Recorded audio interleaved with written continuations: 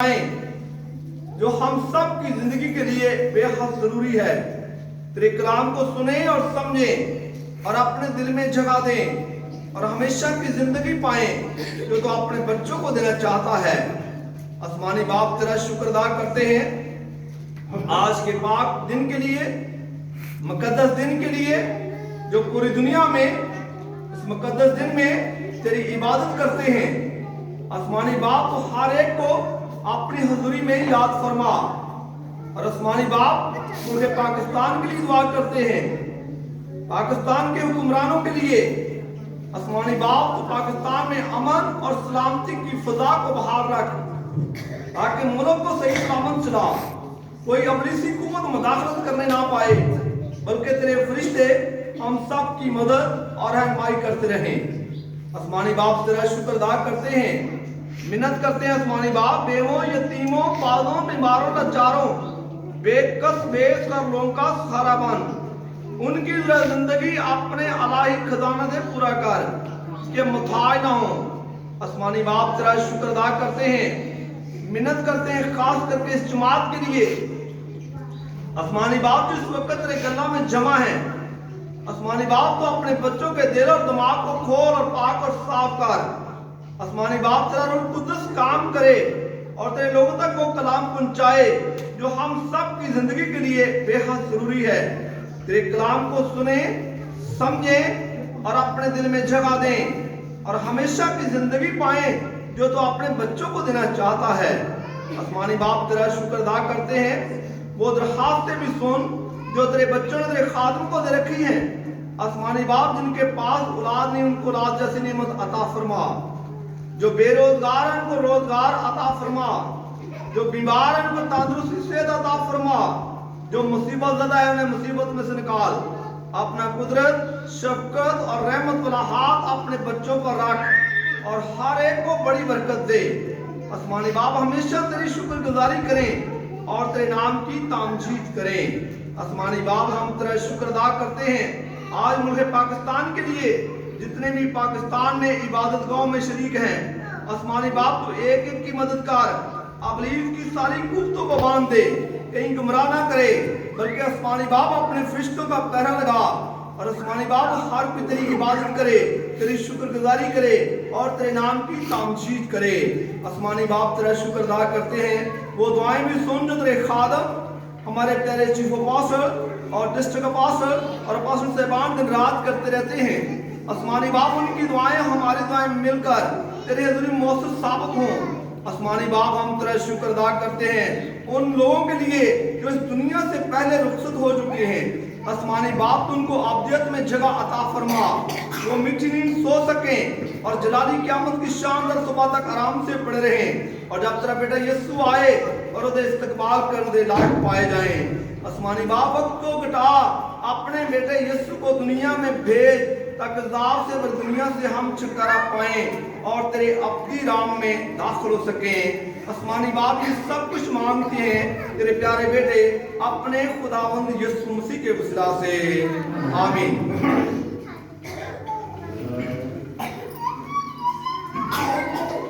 मेरे खुदावंद कलाम मुकद्दस में से आज दी तिलावत मुकद्दस यशायाह नबी का सहीफा और उसका 55 बाब है और उसकी आयत है 10 और 11। मुकद्दस यशायाह का सहीफा, क्योंकि जिस तरह आसमान से बारिश होती है और बर्फ पड़ती है और फिर वो वहां वापस नहीं जाती बल्कि जमीन को सराब करती है और उसकी शादाबी और रसूलगी का बायस होती है, ताकि बोने वाले को बीज और खाने वाले को रोटी दे, उसी तरह मेरा कलाम जो मेरे मुंह से निकलता है होगा, वो बेअंजाम मेरे पास वापस ना आएगा, बल्कि जो कुछ मेरी ख्वाहिश होगी वो उसे पूरा करेगा और उस काम में जिसके लिए मैंने उसे भेजा मौसर होगा। पाक कलाम पढ़े और सुने जाने पर खुदावन की खास बरकत हो। तेरा कलाम ज़माने में है खुदावंदा,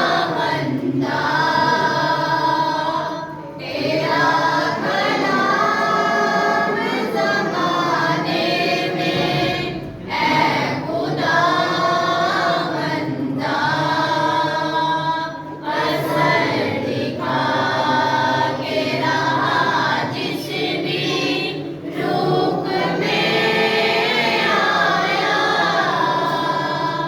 असर दिखा के रहा जिस भी रूप में आया,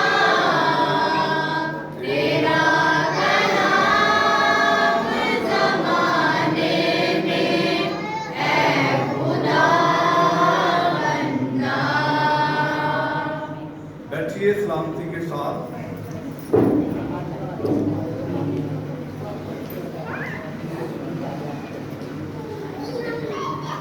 मसीह चुनरे भाइयों, आज का पैगाम, आज का मुकद्दस कलाम जो हमारी जिंदगी के लिए खुदा ने हमें दिया है, बड़ा खूबसूरत कलाम है और बड़ा खूबसूरत पैगाम है। खुदा ने हमें एक नया पैगाम दिया है, जिसकी बाबत खुदा ने बड़ा वाज़िया हमें बता दिया है। जब बारिश होती है तो वो पानी वापस ऊपर नहीं जाता और बर्फ पड़ती है तो वापस ऊपर नहीं जाती, जब तक वो जमीन को सराब ना करे। ये खुदा की बड़ी एक नेमत है, ये खुदा की एक बड़ी बरकत है कि जब बारिश पड़ती है तो बहुत सारी जमीनों को सराब करती है।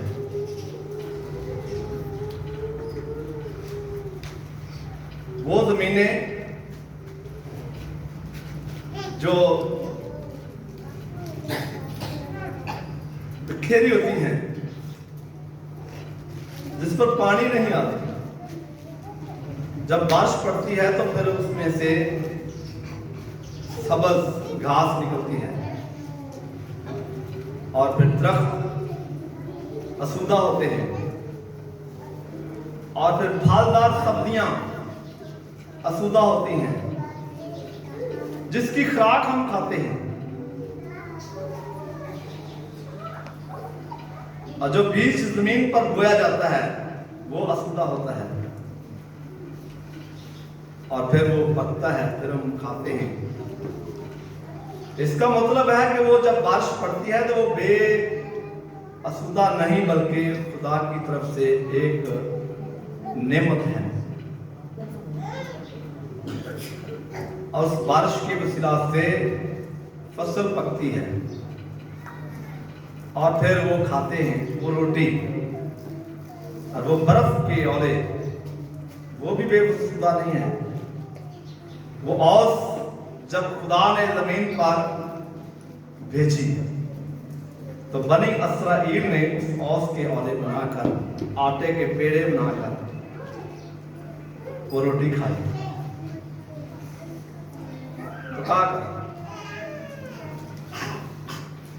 तो अजीजों, खुदा के मुंह की बात जब हम सुनते हैं तो हमें इस बात पर फख्र होना चाहिए कि खुदा हमसे वो कलाम करता है जिसकी बाबत खुदा ने अपने बेटे को दुनिया में भेजा, मुकद्दस करके और मुकद्दस किया और मुकद्दस है और मुकद्दस रहा। और फिर वो भी बेतासीर ना हुआ, बल्कि खुदा के पास जब वापस गया तो खुदा का वो मकदस, वो मकासद पूरा हुआ जो खुदा चाहता था। तो जब खुदा का कलाम जमीन पर आता है तो वो बेमकसद नहीं है, उसका मकसद खुदा चाहता है कि पूरा हो, जो खुदा चाहता है, ताकि खुदा के मुकद्दस को पूरा करें। जब हम सुनते हैं तो यकीनन खुदा हमारी मदद करता है, रहनुमाई करता है, वो हमें कुव्वत देता है, वो हमें तसल्ली देता है, वो हमें इत्मीनान देता है। जब हम खुदा का कलाम सुनते हैं तो जब खुदा का कलाम हमें मिलता है तो वो बेतासीर नहीं बल्कि उसका असर होता है, और फिर जब असर होता है तो फिर हम खुदा पर ईमान रखते हैं, भरोसा रखते हैं। तो ये खुदा का मकसद है, ये खुदा चाहता है कि मेरा कलाम जब जमीन पर बोया जाता है कि वो बेतासीर ना हो बल्कि उसके अंदर फल लाने वाले, उसके अंदर फल लाने वाले हों, ताकि वो फल अमाल के मुताबिक, अमल के मुताबिक, ताकि जब हम खुदा के पास जाएं तो फिर हमें शर्मिंदगी ना हो बल्कि खुशी का इजहार करें। तो खुदा खुश हो, खुदा का कलाम जमीन पर हमें मिलता है तो यकीनन खुदा खुश होता है। तो हम खुश होते हैं कि खुदा की रास्तबाजी का कलाम है, खुदा की मोहब्बत का कलाम है, खुदा का वो पैगाम है जिसकी बाबत खुदावंद यीशु मसीह हमें सिखाता है कि मेरा कलाम सच्चाई है। वो मुजस्सम होकर जमीन पर आया है, जिस्म अख्तियार करके।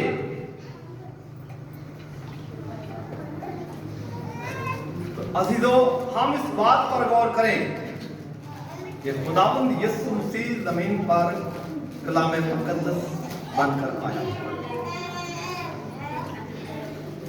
और खुदा का कलाम हमें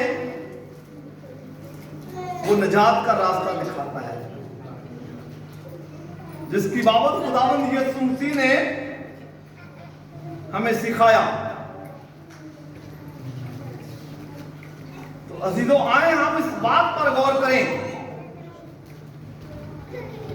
जो खुदा ने हमें वो कलाम अता किया है। फिर खुदा ने हमारे लिए एक दरखास्त की है आसमानी बाप के आगे। जब खुदावंद यीशु मसीह ने, जैसा कि बारिश होती है तो वापस बेतासीर नहीं जाती, जमीन पर असर करती है। जब खुदावंद यीशु मसीह जमीन पर आया तो उसने अपने कलाम का पैगाम हम तक पहुंचाया जो बाप चाहता था, उसकी मर्जी को पूरा किया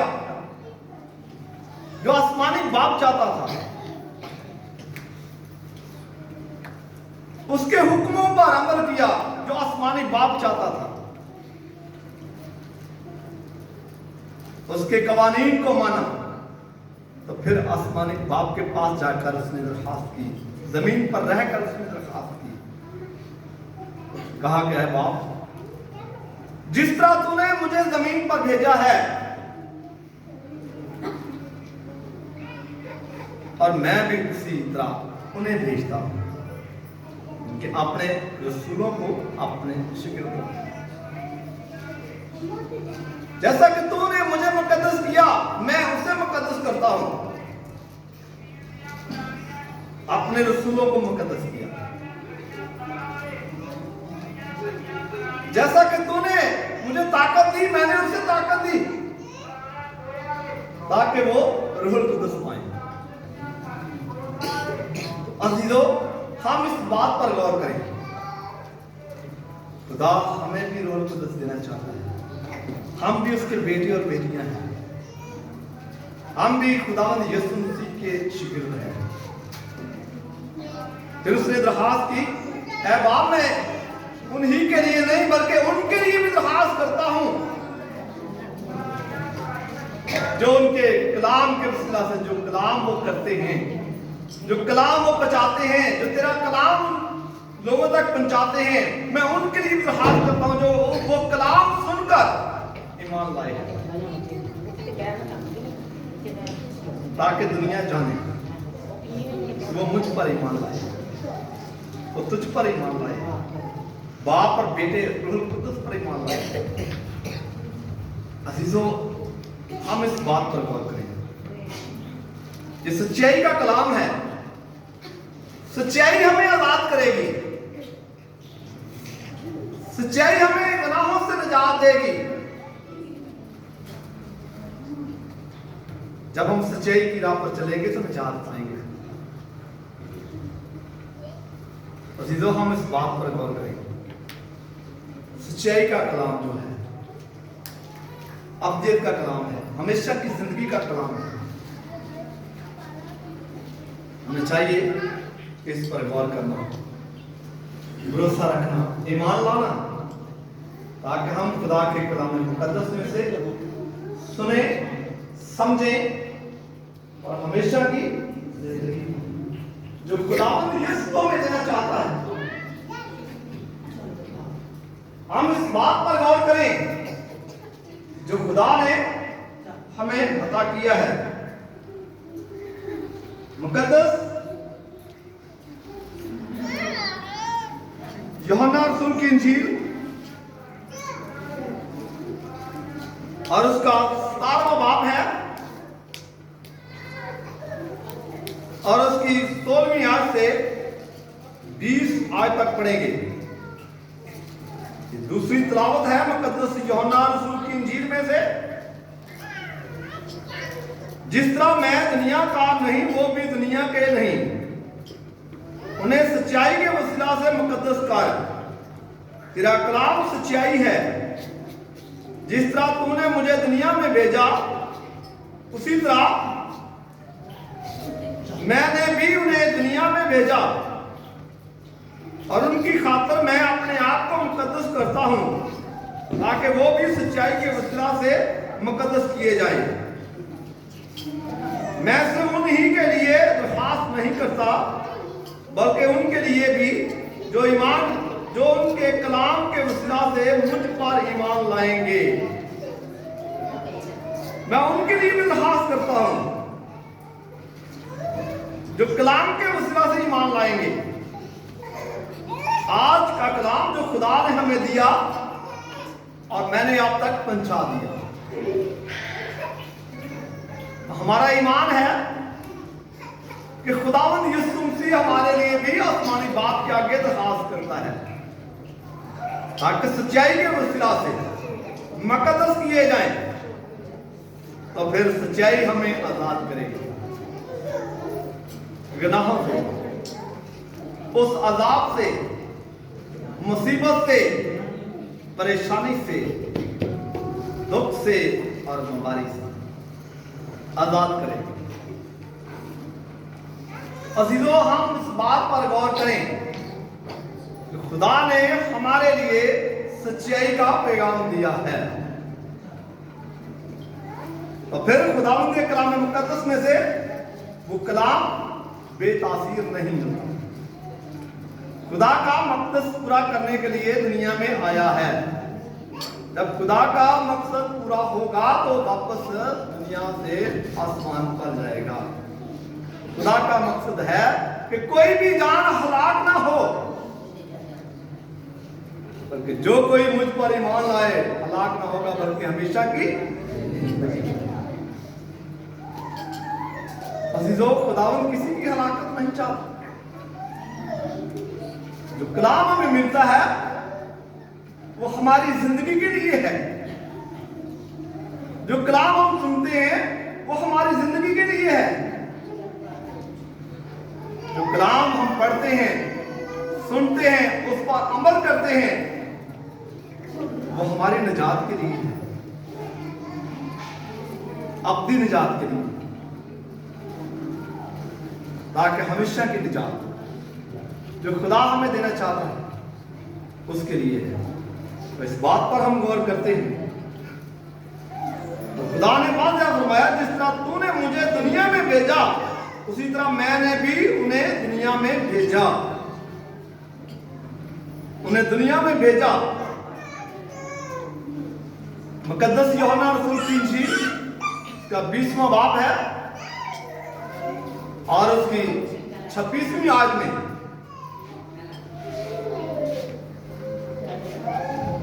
लिखा है कि रूह कुद्दुस लो, बल्कि 19वीं आयत में से लेकर पढ़ेंगे तो वहां लिखा है, जिस तरह बाप ने मुझे भेजा है मैं भी तुम्हें उसी तरह ही भेजता हूं।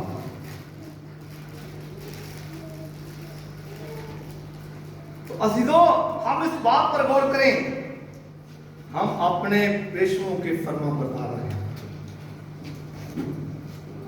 अपने खादमों के।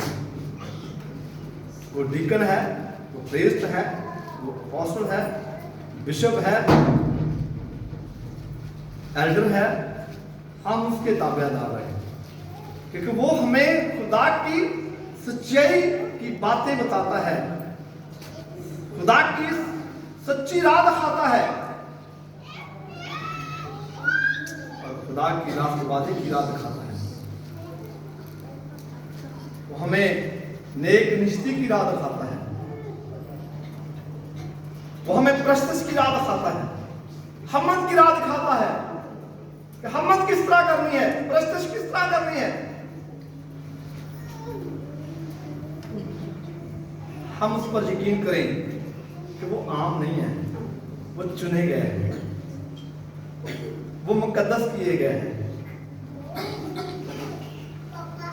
खुदा ने उन पर हाथ रखा है अपने खादम के वसीला से, रूहुल कुद्दस के वसीला से। तो हम उस पर भी गौर करें, हम ये ना कहें ये नाचीज है, ये इंसान है, ये ऐसे करता है, ऐसे करता है। वो तो खुदा का चुना हुआ है। हम उसकी बातों पर गौर करें।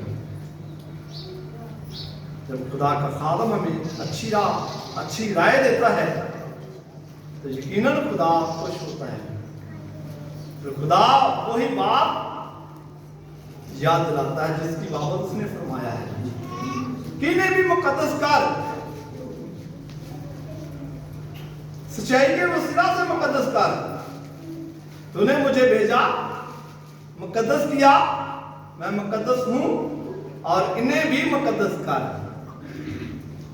और फिर उन्हें भी मुकद्दस कर जो कलाम के वसीला से, इनके कलाम के वसीला से सच्चाई पर चलते हैं, उन्हें भी मुकद्दस कर। अजीजों, आए हम इस बात पर गौर करें, खुदा हमसे प्यार करता है, हमसे मोहब्बत रखता है और हमें खुशी शादमानी देता है। ये दुनिया की फिक्रें छोड़ दें, दुनिया के ख्यालात को छोड़ दें, बल्कि वो ख्यालात पहनाएं जो खुदा चाहता है। और हम तीसरी तिलावत देखेंगे, मुकद्दस पौलुस रसूल का खत है, करंथियुस के नाम है, दूसरा करंथियुस और उसका 11वां बाब है और उसकी दूसरी आयत से 4 आयत तक पढ़ेंगे। मुझे तुम्हारी बाबत खुदा की सी गैरत है, क्योंकि मैंने एक ही शौहर के साथ तुम्हारी निस्बत की है, ताकि तुमको पाक दामन तुम्हारी की मानन मसीह के पास हाजिर करूं। लेकिन मैं डरता हूं कहीं ऐसा ना हो कि जिस तरह सांप ने अपनी मकारी से हवा को बकाया, उसी तरह तुम्हारे ख्यालात भी उस खालूस और पाक दामनी से हट जाएं जो मसीह के साथ होनी चाहिए। क्योंकि जो आता है, अगर वो किसी दूसरे यीशु की मुनादी करता है, जिसकी हमने मुनादी नहीं की, या कोई और रूह तुमको मिलती है जो ना मिली थी, या दूसरी खुशखबरी मिली जिसको तुमने कबूल ना किया था, तो तुम्हारा बर्दाश्त करना बजा है। ये बहुत अहम बात है, अब इसको समझने की जरूरत है। अब इसको समझने की जरूरत है। बहुत पैगाम है, अहम पैगाम है। मुकद्दस पौलुस रसूल ने रूह कुदस के वसीला से कुरिन्थियों के कलीसिया के साथ किया, और वो पैगाम पहुंचाया, वो खत पहुंचाया जो आज हमें भी मिलता है। हम इस पर गौर करेंगे।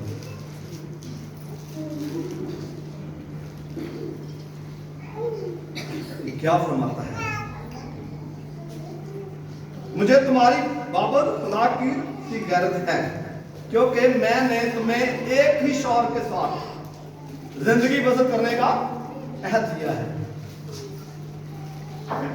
एक ही शौहर के पास।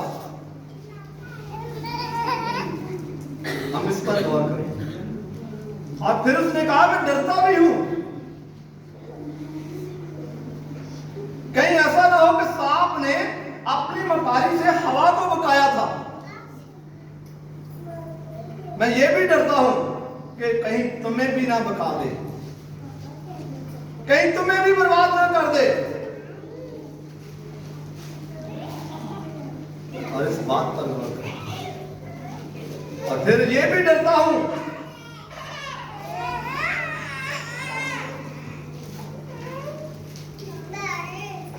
उसी तरह तुम्हारे ख्यालात भी उस खलूस और पाक दामनी से हट जाए जो मसीह के साथ होनी चाहिए। और ऐसे पाक दामन औरतें, पाक दामन लोग, मुकद्दस लोग, और इब्लीस उन्हें आकर भगा देता है। वो कैसे भगाता है, इसकी बात हम देखते हैं।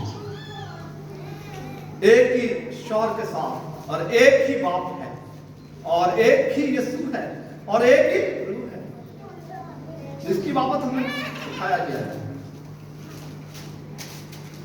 और एक ही दुल्हा जो दुल्हन को लेने आएगा। और एक शौहर के साथ रहना पाक दामनी कुमारी की मानद है। और फिर वो कहता है कि हमें डर लगता है कहीं ऐसा ना हो कि सांप ने जैसा अपनी मकारी से हवा को बकाया और तुम्हें भी ना बका दे। अजीजों, हम इस बात पर भी गौर करें। अजीज बहनों, अजीज भाइयों, ये हमारे लिए एक बड़ा पैगाम है। बहुत सारे ऐसे ख्यालात हैं जो हमें गुमराह कर देते हैं, इब्लीस के साथ जोड़ देते हैं। इब्लीस हमें बकाता है। कई मर्तबा हम ये देखते हैं कि हम घर पे नहीं होते, दूसरा आकर हमें बका देता है। वो किसी हालत में आ जाता है, जैसा कि लिखा है कि दूसरे यीशु की मनाती है। वो कहता मैं मसीह हूं, मैं ही यीशु हूं, लेकिन उसके दिल और ख्यालात वो नहीं होते। वो हमें आकर गुमराह करता है। कई मर्तबा हमारे ईमान को बिखेर देता है किसी फकीर की हालत में, किसी खादम की हालत में, लेकिन वो होता नहीं। अक्सर हम सुनते हैं, देखते भी हैं। मैं आपको एक बड़ी खबर देना चाहता हूं। अब मेरी बेटी जहां पर है, उसकी शादी हुई है। उसने मुझे फोन किया हफ्ते वाले दिन, पापा देखिए क्या हो रहा है। पादरी साहब आए, बड़े ही अजीब गला कर रहे थे। फिर कह रहे कि तुसी ना इस घर दे तरफ आया, सारे गुमराह हुए थे। और फिर कहता है कि मेरी जैकेट में फाड़ के देखो कि कुवत निकलती है कि नहीं निकलती। और फिर कहता है कि मुझे हदिया कितना दोगे। सारे मैं फिर उनको घर में क्यों दाखिल होने दिया आप लोगों ने? कहती दरवाजा बंद था, बच्चों ने खोल दिया, वो घर में आ गए और बाकी लोग भी मौजूद थे और उन्होंने खा लिया और फिर बैठकर उन्होंने ये बातें की। मैं पादरी हूँ, उसके साथ बाइबल भी थी। और फिर जब उन्हें कहने लगा, ये बातें करने लगा, तो मैंने साफ कह दिया कि तुम लोग खादम नहीं, झूठ बोलते हो। कहता तुम्हें किसने बता दिया है? तुम्हारे अंदर कोई घमंड है, गरूर है। कहते मुझे डराने लगा। फिर मैंने ना अपने जेठ को बुलाया, ये क्या कर रहा है? उसने पूछा कि तुम किस चर्च के साथ तल्लक रखते हो, किस मिशन के साथ हो, तुम्हारा मोबाइल नंबर क्या है? मैं अभी कॉल करके पूछता हूँ। कहने लगा आप छोड़ दो, मैं जा रहा हूं, दोबारा नहीं आऊंगा। चला गया। ऐसे लोग हैं जो गुमराह करते हैं।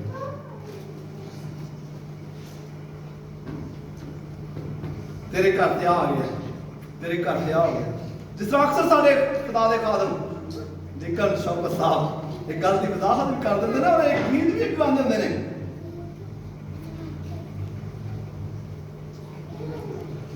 ऐसे लोग हैं जो हमारे ईमान को गुमराह करते हैं। इसलिए लिखा है, पौलुस रसूल कहता है, कहीं कि दूसरे यीशु की इबादत तो नहीं कर रहे,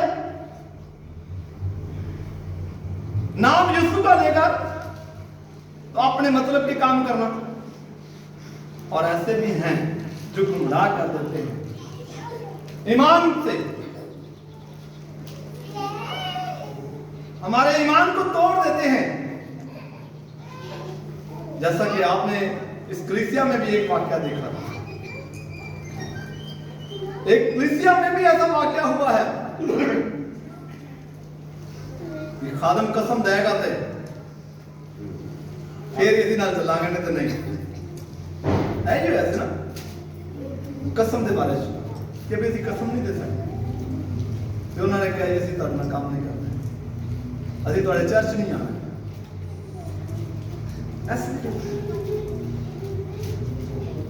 लेकिन क्या है, उसके ईमान को छेड़ा किसने, ठुकराया किसने? इब्लीस ने उनके अंदर दाखिल किया, उनके अंदर ये सोच डाली, उनके अंदर ये ख्याल डाला कि ऐसा करोगे तो खादम भी गुमराह हो जाएगा। लेकिन खुदा की कुदरत जो है बहुत बुलंद है। हम ऐसा ना सोचें, ख्याल भी ना करें। हम देखते हैं कि इब्राहिम ने जब खुदा के आगे दरखास्त की, सारी दुनिया को तबाह करने लगा, सारे मुल्क को लूत के बारे में। तो इब्राहिम ने आसमानी बाप के आगे दरखास्त की, खुदा के आगे दरखास्त की, अगर इनमें 50 निकल आए, 45 निकल आए, 35, 30, 20, 15, 10, आखिरकार उसने कहा 5 भी ईमानदार हो। तो खुदा ने कहा 5 भी निकाल लो तो मैं फिर भी इस्तेमाल नहीं करूंगा। तो वहां 5 भी नहीं निकले थे, वहां 5 भी नहीं निकले थे, तो यहां तो बहुत सारे हैं। हम नहीं चाहते उनकी भी हलाकत, हम नहीं चाहते कि वो भी हलाक हों, बल्कि चाहते हैं कि वो ईमान लाएं, बढ़के मुंह को वापस खुदा लाए, ताकि हमेशा की जिंदगी। अजीजों, हम उनके लिए भी दरख्वास्त करते हैं, लेकिन हम अपने ईमान में पुख्ता रहें, उम्मीद में पुख्ता रहें। हम दूसरी वो रूह की मुनादी ना करें जो खुदा ने हमारे लिए मुकर्रर नहीं की। जहां लिखा है कि कहीं दूसरी रूह जो तुम्हें नहीं मिली, दूसरी रूह के बारे में भी है। वो खुशखबरी जो खुदावंद यीशु मसीह के वसीला से नहीं मिली, उसके बारे में सोचें, गौर करें, तो फिर खुदा हमारी मदद करेगा, हमारी रहनुमाई करेगा। जब हम यीशु मसीह की मनादी करते हैं, एक ही हमारा बाप है जो आसमान पर है, एक ही खुदावंद यीशु मसीह है जो हमारा निजात दहिंदा है, एक ही रूह है रूहुल कुद्दस जो हमारी रहनुमाई करता है, जो हमारी मदद करता है, और एक ही बपतिस्मा है जो हमें खुदा के साथ पाक दामन में छोड़ दे। आए हम इस बात की तैयारी करें, इस फरमान को याद रखें जो हमारी जिंदगी के लिए बेहद जरूरी है। बहुत सारे ऐसे लोग आते हैं घरों में, बाइबल पढ़ी है, घर जा रहे हैं, बहन जी दुआ करनी, बड़ी गल याद है, लेकिन शौकत साहब ने एक छुट्टी की थी, तो बहुत सारे ऐसे खातर मारा, कोई ना कोई आ गया, कोई ना कोई आ गया, यार बस करो, मैं आराम कर रहा हूँ, चर्च का टाइम बड़ा है, तो आज मैं छुट्टी इस वास्ते कि आराम करने वाला कुछ नहीं मिले। असि तो इस बात पर गौर करें, भरोसा रखें, हमेशा की जिंदगी पाएंगे, ईमान उम्मीद मोहब्बत से कायम रहें, एक ही बात पर मुतफिक हों और एक ही खुदा को माने, ना कि दूसरों के खुदा के पीछे चले, दूसरों के मबूतों के पीछे चले, दूसरों के बुतों के पीछे चले, बल्कि खुदावंद यीशु मसीह पर ईमान रखें, तो हमेशा की जिंदगी पाएंगे। खुदा हम सब को बरकत पर बरकत अता फरमाएगा। कलाम पढ़े और सुने जाने पर खुदा उनकी खास बरकत हो।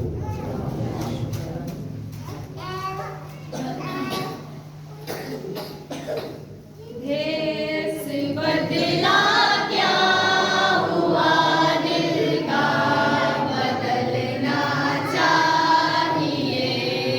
देश बदला क्या हुआ, दिल का बदलना चाहिए। एक दो बातें नहीं, बिल्कुल बदलना चाहिए। एक दो बातें नहीं, बिल्कुल बदलना चाहिए। जो सुने बाइबल से वो दिल से समझना चाहिए। जो सुने बाइबल से वो दिल से समझना चाहिए। दिल बदलने के लिए यीशु से मिलना चाहिए। दिल बदलने के लिए यीशु से मिलना चाहिए। देश बदला क्या हुआ, दिल का बदलना चाहिए। अजीजों, आए हम अपने आप को बदले ताकि खुदा हम सबको बरकत दे, सरफराजी दे, और इस ईमान में जो सच्चाई पर कायम है, हम हमारा ईमान सच्चाई पर कायम है, हम सच्चाई की राह पर चले। जो हमारे लिए एक खास दिन है, रोजे हैं, जिसकी हम अपने बदन की कुर्बानी देते हैं, बदन को अजियत देते हैं, तकलीफ देते हैं, ये इसलिए कि हम सच्चाई पर कायम रहें, हम उसी यीशु पर कायम रहें, हम उस ईमान पर कायम रहें जो खुदा ने हमें ईमान दिया है, वो कलाम पर।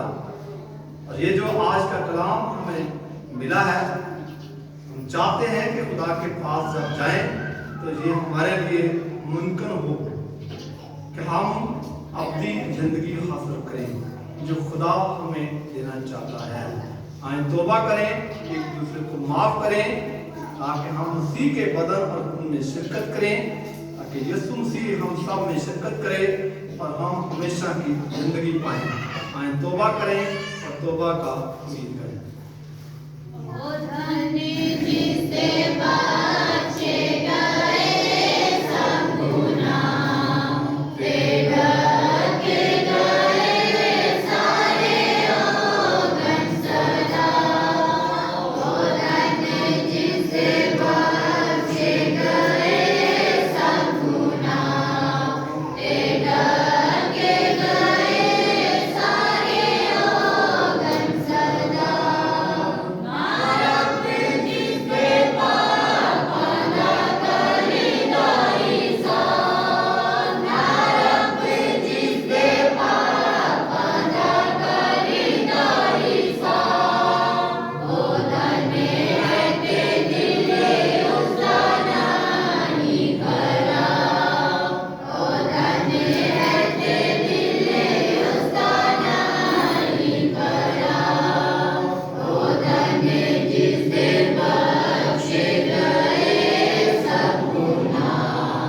से ढके गए सारे ओगन सदा।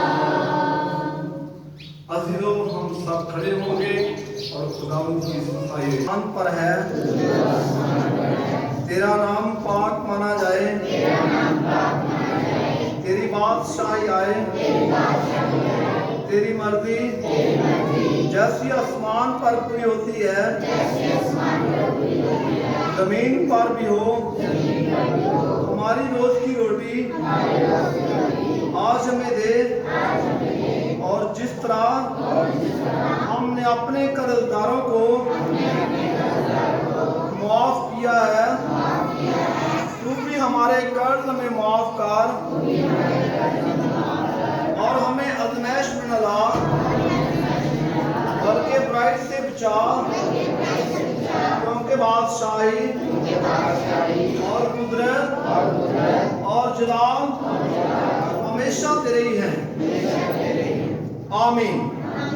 अपने भेजने वाले अपोस्तल के दिए गए अख्तियार के मुताबिक मैं तुम सब पर उस खुशखबरी का ऐलान करता हूँ कि हमारे खुदावंद यीशु मसीह के नाम में, जो जिंदा खुदा का बेटा है, तुम्हारे गुनाह माफ किए गए हैं। मुर्दों में से जी उठने वाले का इत्मीनान हमेशा तुम्हारे साथ रहे। आमीन। आसमानी बाप, हम तेरा शुक्र अदा करते हैं कि तूने अपने बच्चों को माफ किया। बख्श दे कि तेरे बच्चे आराम पाएं और हमेशा तेरी शुक्रगुजारी करें और तेरे नाम की तामजीद करें और तेरे नाम को इज्जत और जलाल देने वाले बने। आसमानी बाप, तेरा शुक्र अदा करते हैं, तू अपने बच्चों को नाम बनाम बड़ी बरकत दे, बड़ी सरफराजी, बड़ी खुशी, बड़ी शादमानी अता फरमा। ये सब कुछ मांगते तेरे प्यारे बेटे अपने खुदावंद यीशु मसीह के वसीला से। आमीन।